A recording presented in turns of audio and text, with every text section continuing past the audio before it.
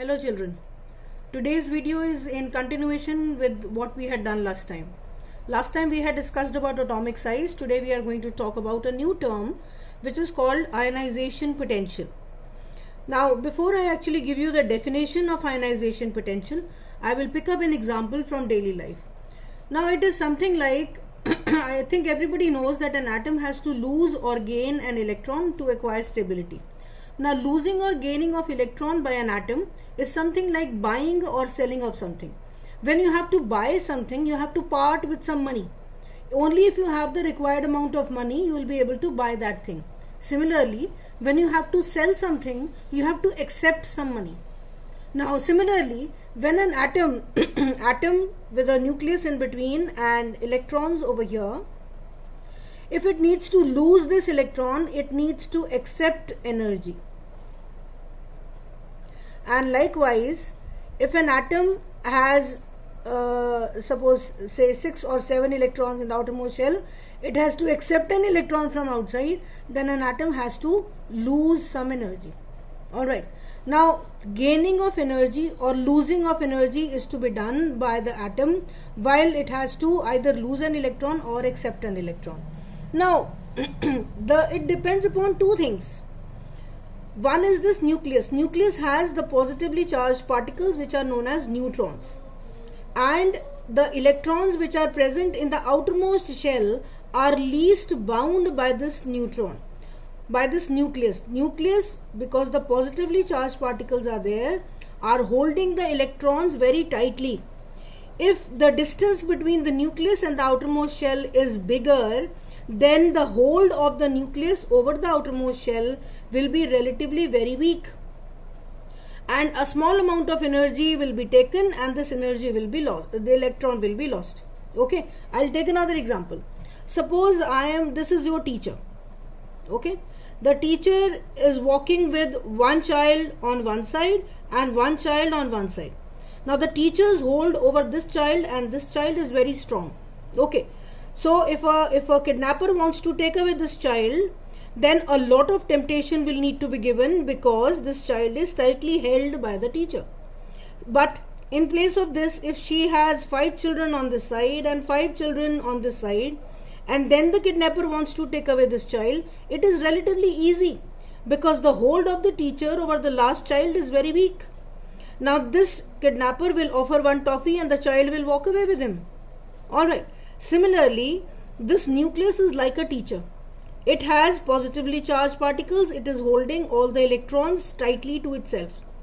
If the outermost shell will be farther away from the nucleus, then the hold of the nucleus over the last shell or the electrons in the last shell will be relatively weaker, and a small amount of energy and this electron will walk away. Similarly, well, having said all that, I would like to tell you now define the term ionization potential. The amount of energy required, this energy which is required by an atom to lose the most loosely bound electron in the gaseous state is known as ionization potential. I'll repeat the definition. The amount of energy required to remove a loosely bound electron from the outermost shell of an atom in an isolated gaseous atom is known as ionization potential. Now, what do you mean by the most an isolated gaseous atom? It means whenever an atom loses electron or gains an electron, it is always in the gaseous state, and the atom is a single atom. It cannot be in the form of a molecule. Atom has to be single and it has to be in the gaseous state. That is one thing. And when I say the most distant or the one which is loosely held, what do you mean by loosely held? Because it is the farthest from the nucleus or from the proton, the hold of the proton over the last electron is relatively weaker as compared to the ones which are closely placed to the nucleus. Okay, so once again I am saying the definition. Listen to all the words carefully.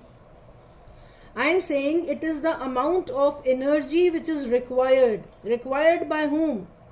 It is required by an atom, by an isolated gaseous atom to remove the most loosely bound electron from in the outermost shell. This is the most loosely bound electron by the atom. Now an atom is a very, very small particle. Okay, so the amount of energy which it accepts or the amount of energy which it loses is extremely small. It is not in gallons. It is a very, very small amount of energy. So the unit which is used to measure this energy, ionization potential, is measured in terms of electron volts. It is written as small e and capital V. It is called electron volt. Very important. Sometimes in the board they ask you define ionization potential or what is the unit of ionization potential. So you must remember it is electron volt, which is a very, very small measure of measuring the energy. Now what are the factors which affect the ionization potential? Ionization potential is in a short form also written as IP. So whenever they are saying IP, you must understand they are talking about the ionization potential. Okay, the factors which affect the ionization potential is one, atomic size, and second is the nuclear charge. These are the two factors which affect the ionization potential. I'll discuss one by one. One is atomic size. If an atom, this is the nucleus, these are the two shells. The nucleus has a strong hold over both these shells. Okay, so if the size of an atom will be smaller, a lot of energy will be required to remove the electron. Okay, but if the size of an atom is bigger, then it is relatively easier to remove the electron. I'll take the same example with which I started earlier. Suppose there is a teacher who is walking with two children on both the sides. Now a kidnapper wants to take away this child. A lot of energy has to be supplied. Similarly, suppose there is one electron over here and there is one nucleus with 1, 2, 3, 4, say 5 shells, and one electron is here. Now the amount of energy required to remove this electron will be much more, because the hold of the nucleus or the hold of the protons over this electron is very strong. So a lot of energy needs to be given, only then this electron will be removed.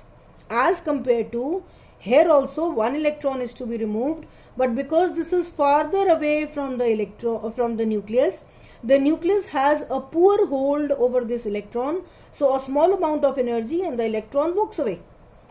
So larger the size of an atom, easier it is, or the smaller amount of ionization potential is required. Smaller the size of an atom, more amount of ionization potential is required, or more amount of energy is required to remove the electron. So this was how atomic size affects the ionization potential. Now the second factor, nuclear charge. If the nucleus will have relatively fewer number of protons, then the amount of energy required to remove the electron will be relatively lesser. But if the nucleus is big and it has quite a number of protons, so a number of protons will pull the electrons towards themselves. With the result, the hold of this nucleus over the electrons will be bigger, and a lot of energy will be required to remove the electron from the outermost shell. Okay, so these are the two factors which affect the ionization potential. Now we talk about the trends in ionization potential. Trends means how does the ionization potential varies across a period and how does it vary down a group. Now across a period, in a period, I hope everybody remembers that the number of shells is the same. This does not vary. All of them will have, suppose we are talking of the second period, so all of them will have 2 shells around the nucleus. This one will have 1 electron, this one will have 2 electrons, this one will have 3 electrons, 4 electrons, 5, 6 electrons and 7 electrons and 8 electrons and so on. Now when we move from left to right, see the size of an atom, if you remember, it keeps on decreasing as we move from left to right, and the nuclear charge keeps on increasing.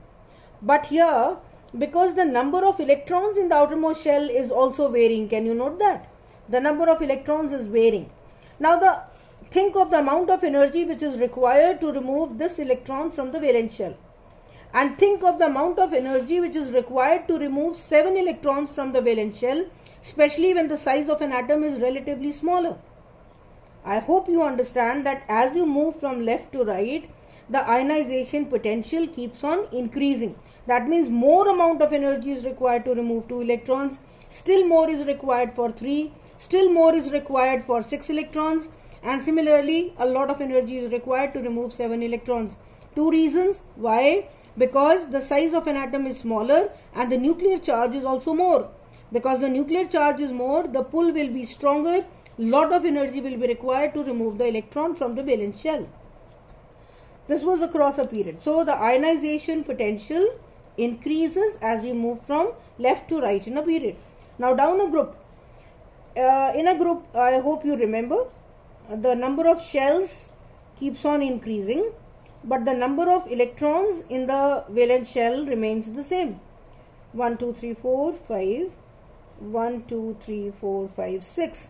This is the nucleus. I am representing a nucleus with a circle, and these are the shells around the nucleus. So we have 1 shell, 2 shells, 3, 4, 5 and increasingly.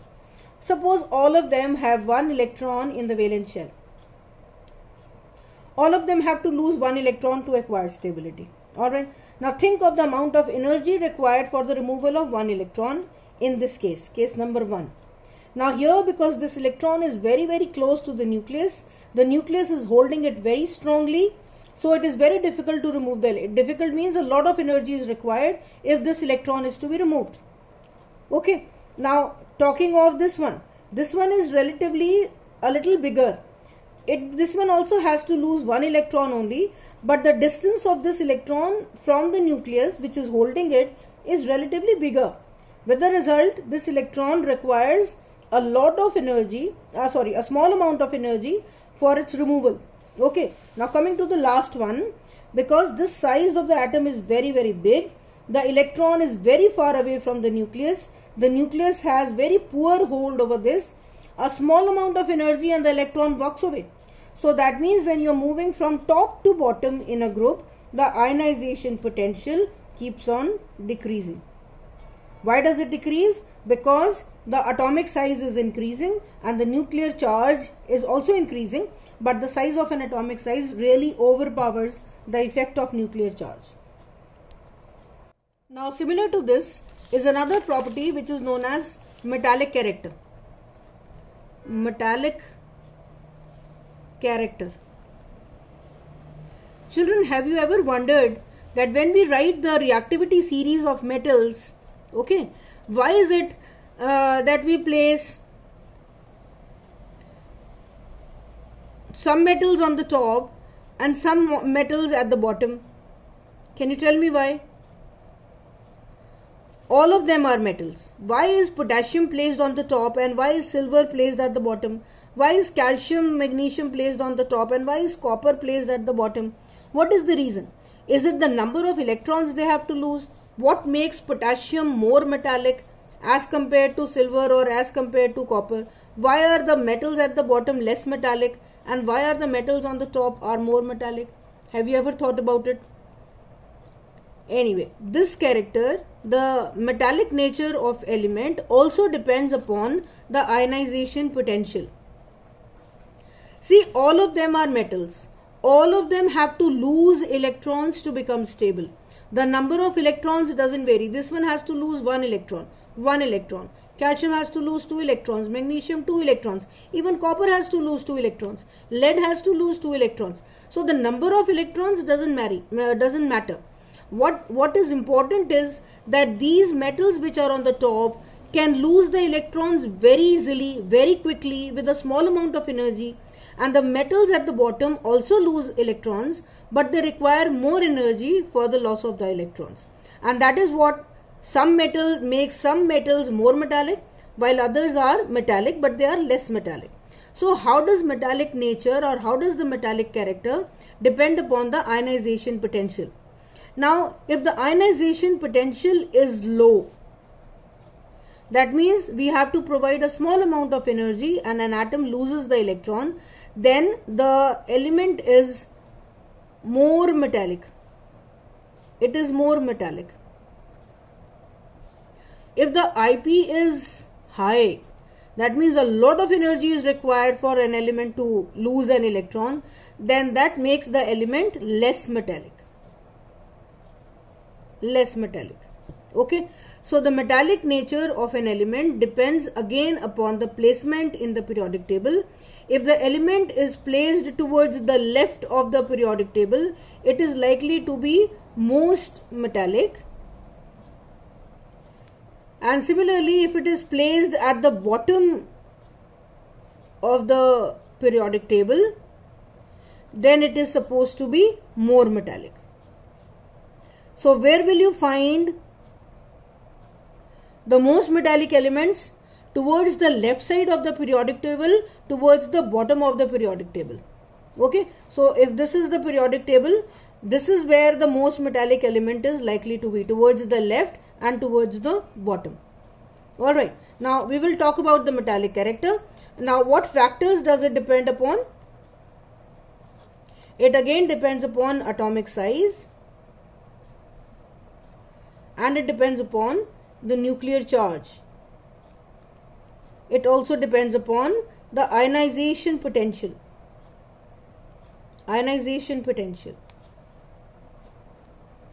Now, if the size of I'll take an example. Suppose this is the nucleus, and say this is an atom. Okay, it has one electron over here. Then we have nucleus, 1, 2, 3, 4, 5 shells, and there is one electron to be lost over here. Now, in this case, because the size of an atom is small, the hold of the nucleus over the last electron is very strong. So a large amount of energy will be required to remove this electron, because nucleus is holding it very tightly. As compared to this one, because the size of an atom is very big, the outermost electron is very far away from the nucleus, the hold of the protons over the last shell is very weak. So a small amount of energy and the electron is removed. So bigger the size, more metallic an element. Smaller the size of an atom, less metallic it is. So as we move from top to bottom, the size of an atom keeps on increasing. That is why we have the most metallic element at the bottom. Okay. Now this was in a group. That means moving from top to bottom. And how does it vary in a period? In a period, the number of shells remains the same, but the nuclear charge keeps on increasing. If the nucleus is holding the electrons very strongly, then it is relatively difficult for the valence electron to be lost. Okay, so as we move from left to right, the metallic character keeps on decreasing. That is the reason why towards the left side of the periodic table we have all metals.